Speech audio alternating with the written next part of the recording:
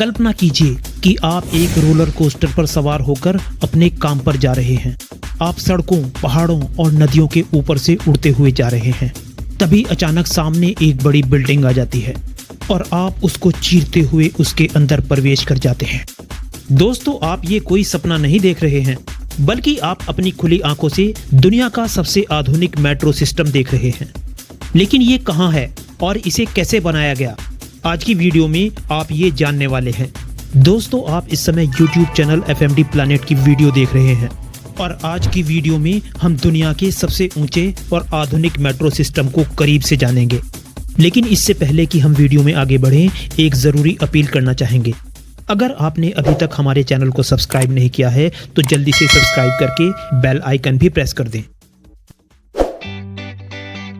दोस्तों, जब आप चीन के शहर चॉन्गकिंग में प्रवेश करते हैं तो आपको लगता है कि जैसे आप सपनों की दुनिया में प्रवेश कर गए हैं, क्योंकि ज्यादातर शहर तो समतल पर बसाए जाते हैं और अगर कोई शहर ऊंची नीची जमीन पर बसा हुआ हो तो वहां रहने वाले लोगों को बहुत सी समस्याओं का सामना करना पड़ता है। लेकिन चॉन्गकिंग की तो बात ही अलग है। यह शहर पहाड़ों की एक असामान्य श्रृंखला पर बसा हुआ है और इन श्रृंखलाओं ने शहर को अलग अलग जगह से काट दिया है। ऐसा लगता है कि जैसे हाथ की फैली हुई उंगलियों पर शहर बसा हुआ हो। ऊपर नीचे, उतार चढ़ाव, बस ऐसा ही है यह शहर। लेकिन लोग वहां रहते हैं और अच्छी खासी संख्या में रहते हैं।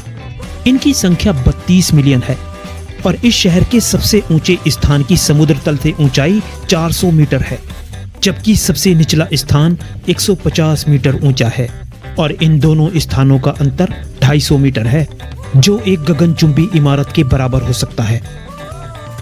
सामने की इस इमारत को देखिए, आपको लगेगा शायद आप ग्राउंड फ्लोर पर हैं, लेकिन ऐसा नहीं है और पूरा शहर ऐसा ही है। हाल ही में गार्जियन के एक पत्रकार ने चॉन्गकिंग का वर्णन करते हुए कहा था, a cross between the movie Inception and a game of snake and ladders. मतलब ये शहर एक फिल्मी पटकथा और सांप सीढ़ी गेम के ताने बाने जैसा लगता है। कुछ लोग इसे 8D सिटी भी कहते हैं, लेकिन हम नहीं जानते कि इस 8D सिटी के 8 डायमेंशन कैसे होंगे। लेकिन मुख्य बात यह है कि इस 8D सिटी के लोग एक जगह से दूसरी जगह घूमते कैसे हैं। और मैं आपको बता दूं कि ये सब पॉसिबल होता है चॉन्गकिंग की सबसे ऊंची मेट्रो के कारण। दोस्तों, कुछ दशकों पहले चॉन्गकिंग में कोई मेट्रो नहीं होती थी।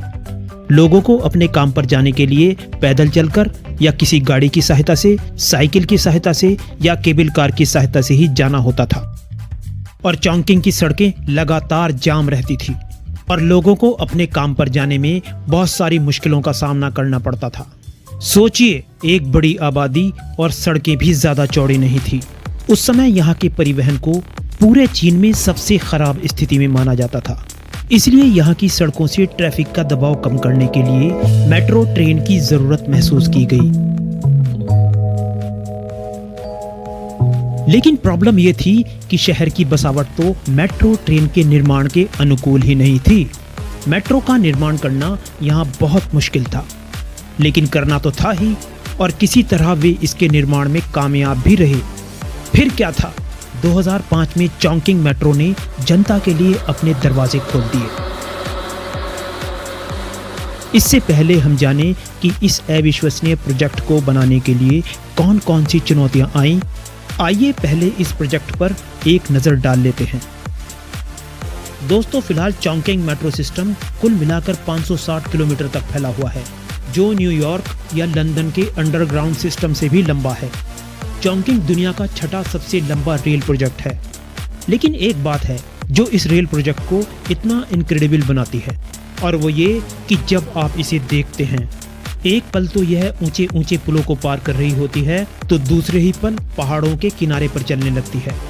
फिर अचानक से किसी इमारत को लगभग चीरती हुई इमारत के अंदर घुसकर गायब हो जाती है। और ये इमारतें भी आवासीय अपार्टमेंट होते हैं, जिनकी खिड़की से आप बहती हुई नदी के नज़ारे को देख सकते हैं। और मेट्रो रेल जहां बिल्डिंग के अंदर प्रवेश करती है, वो अपार्टमेंट की 8वीं या 9वीं मंजिल होती है। दोस्तों, चॉन्गकिंग में ही दुनिया का सबसे ऊंचा मेट्रो स्टेशन भी है, जिसका प्लेटफॉर्म जमीन से लगभग 50 मीटर ऊंचा है। और सिर्फ ये ही नहीं, बल्कि ये रेल लाइनें अंडरग्राउंड भी हैं। शायद आप विश्वास नहीं करेंगे कि चॉन्गचिंग में दुनिया का सबसे गहरा रेलवे स्टेशन भी है और सबसे गहरा स्टेशन 100 मीटर से भी अधिक नीचे है। एलिवेटर से प्लेटफॉर्म तक पहुंचने में ही पूरे 8 मिनट लग जाते हैं और इस स्टेशन का नाम होंगयांगकुन स्टेशन है। इसके विपरीत जो सबसे ऊंचा स्टेशन है उसका नाम हुआलोंगकियाओ स्टेशन है। और मजे की बात यह है कि ये दोनों स्टेशन एक ही लाइन पर मौजूद हैं। लेकिन ठहरिए हुजूर, अभी कुछ और भी है जो दुनिया में अनोखा है। चॉन्गकिंग में रिकॉर्ड तोड़ने वाले स्टेशनों के अलावा रिकॉर्ड तोड़ने वाले पुल भी हैं। यहाँ पर एगोंगियान रेल ट्रांजिट ब्रिज है जो 1.6 किलोमीटर लंबा है और जो दुनिया का सबसे लंबा मेट्रो ओनली सस्पेंशन ब्रिज है। इसके बाद एक और केजियाट रेल ट्रांजिट ब्रिज है जो मेट्रो ट्रेन्स को जियालिंग नदी के पार ले जाता है और इसकी ऊंचाई 100 मीटर है। कभी कभी जब कोहरे के दिन होते हैं तो केजिया को पार करते समय ऐसा लगता है कि जैसे बादलों के बीच से गुजर रहे हों। इसके अलावा और भी कई ब्रिज हैं जो दुनिया में अनोखे हैं। लेकिन आइए लौटते हैं अपने टॉपिक चॉन्गकिंग मेट्रो पर और जानते हैं कि चॉन्गचिंग मेट्रो का निर्माण कैसे और क्यों किया गया। दोस्तों, जैसे कि हमने पहले ही बताया कि चॉन्गचिंग में मेट्रो ट्रेन की जरूरत महसूस की जा रही थी।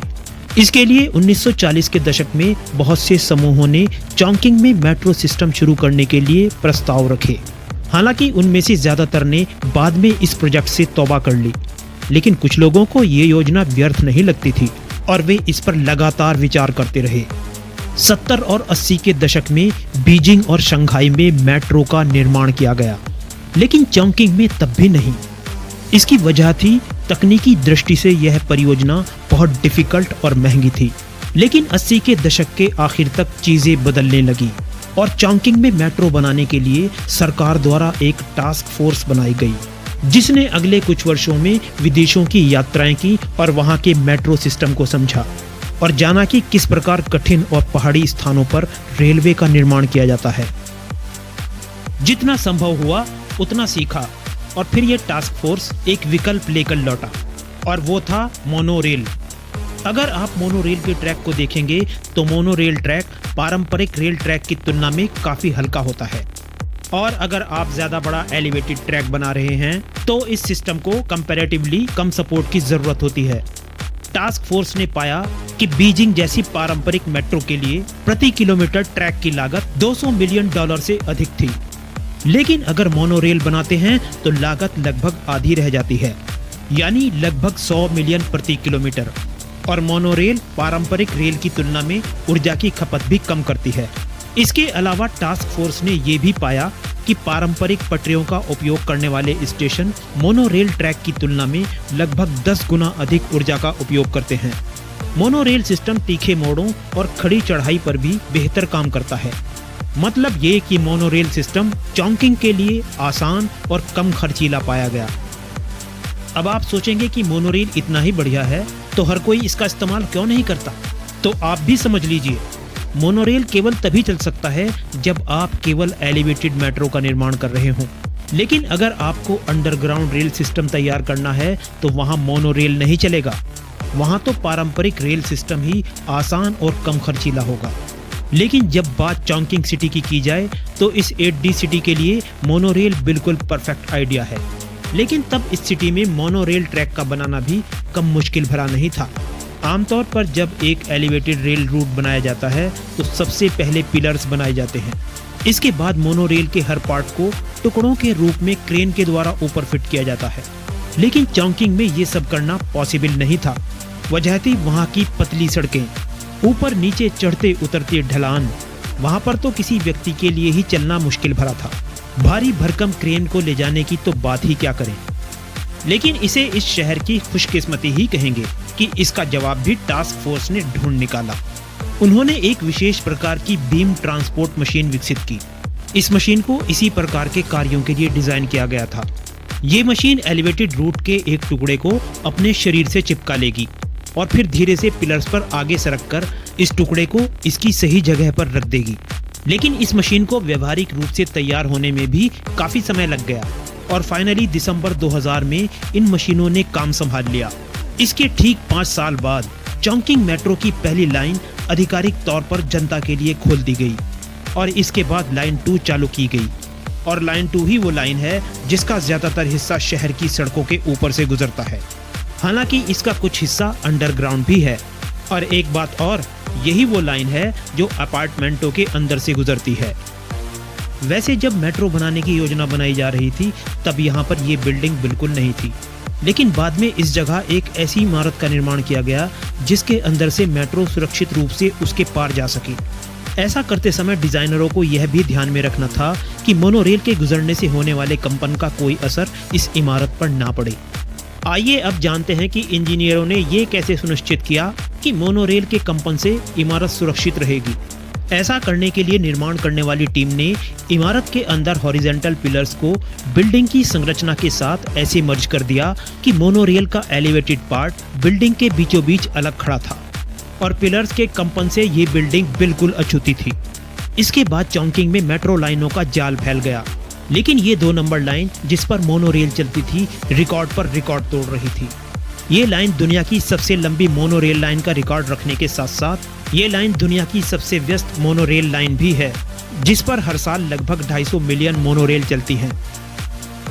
वैसे तो 2011 में काम समाप्त हो गया था, लेकिन इसके बाद भी साल दर साल इस रेल प्रणाली में और भी रेल लाइनें जुड़ती जा रही हैं। आज तक इस रेल नेटवर्क में 12 लाइनें जोड़ी जा चुकी हैं और इसके बाद भी 3 लाइनों का और प्रपोजल है। लेकिन पहली 2 लाइनें तो मोनोरेल हैं, जबकि बाकी लाइनें परंपरागत रेल लाइनें हैं। वैसे आप इस ऊंचे नीचे शहर की रेल लाइनों को लेकर क्या सोचते हैं? आप अपने विचार कमेंट बॉक्स में जरूर लिखें। वीडियो अगर पसंद आया हो तो लाइक करें, शेयर करें और अगर अभी तक चैनल को सब्सक्राइब नहीं किया हो तो सब्सक्राइब करके बेल आइकन जरूर प्रेस कर दें। फिर मिलेंगे किसी दूसरे वीडियो के साथ। तब तक बाय बाय।